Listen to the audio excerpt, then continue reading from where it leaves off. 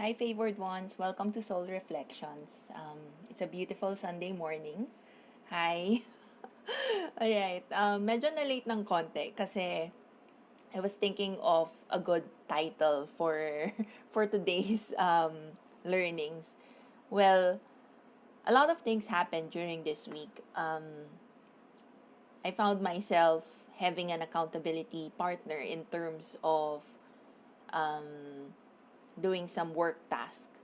And I also found, there are two accountability partners. So one is related to work, and then the other one is related to exercise. So, parang ang nangyari, we started off doing Zoom calls. We're not really talking, we're on mute, but we're just there. It seems like magkatabi kami or magkasama kami na nagtatrabaho or nag-exercise. Then um, it eventually transformed into just checking on each other. So, before the time that we've set, so kunwari, ang time na sinet namin was 2 to 4 p.m. Mag-work kami. So, before 2, we'll be texting each other and then just to share what our tasks are, and by 4, we'll check on each other again. O ano, nagawa ba? Ganyan. So, eventually it worked, and it's one of the things that I'm doing right now because you all know naman, candid naman ako sa issue ko. Minsan talaga wala akong disiplina sa buhay. So, alam niyo yung feeling na imbes na magtrabaho, parang sige magbabasa na lang ako, or magpapahinga na lang ako, or manunod na lang ako ng YouTube, or magfe-Facebook na lang ako. So, I realized that I've been wasting a lot of time, and it's just so hard to conquer that kind of behavior. And so I've been putting systems in place that I've been implementing for the entire November, and I've been consistently improving it. So whatever works, ko-continue ko lang. So it made me realize that when I was younger, I have my mom and dad to set the discipline. Yung sila yung magpe-parent talaga sa akin, sasabihin na, okay, tama na yung TV na yan, and then makikinig ako. But then, as I grew up, they gave me the freedom to do whatever it is that I want. And with that kind of freedom, sometimes it's really just so hard to stay within the things that we've set for each other. I really admire other people who really honor and respect their own words. But in my case,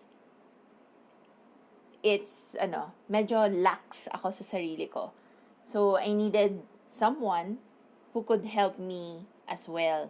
So that's where um I became, parang ang nangyari is I heard of the term conscious parenting.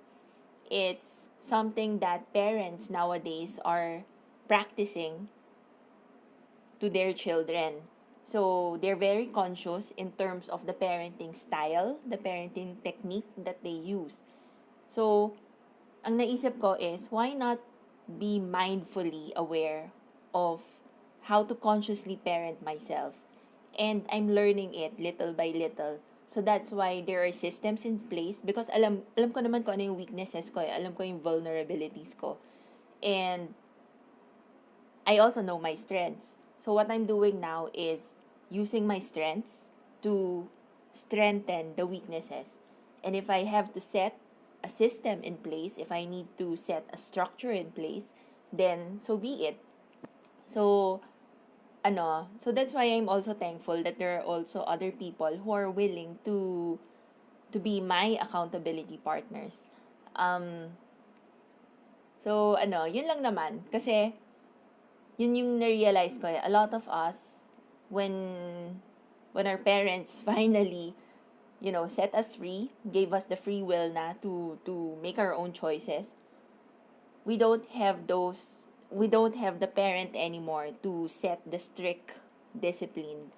So, nagiging lax, nagiging very complacent, and there are times when it's good, but there are also times when it's no longer that healthy. So you have to learn how to consciously parent yourself. And if you can't do it on your own, you also have to ask help from other people who are equally having the same kind of issues or who are just willing to help you. Sometimes you'll be surprised that there are other people, kahit hindi mo close friend, kahit acquaintance lang, there are other people who would want to see you succeed as well. And it's not just them giving you value, but at the same time, you're also giving value to them. So it's a win-win situation. So do what you can so that you could strengthen your weaknesses. And just because we're adults, it doesn't mean that we stop parenting ourselves. We always have to listen to our words, we have to honor our words, we have to respect our words. I suppose that's also the foundation of self-love when you honor your own desires, your own beliefs, and not let anyone sway you otherwise, even if it's you yourself. So that's the lesson for this week, and I hope that you have learned something from this. So God bless. Oh, nandiyan si Joey and Luis. Hi. Um, ano ba? Oh, since nandiyan na rin naman kayo, and those who are going to watch the replay, because of this, I realized that maybe some other people would also need accountability partners. So I'm creating a small group who would be accountable for each other. So since mag-end na rin naman yung 2020 and 2021 is coming, so parang initial stage pa lang naman. So ang naiisip ko is to,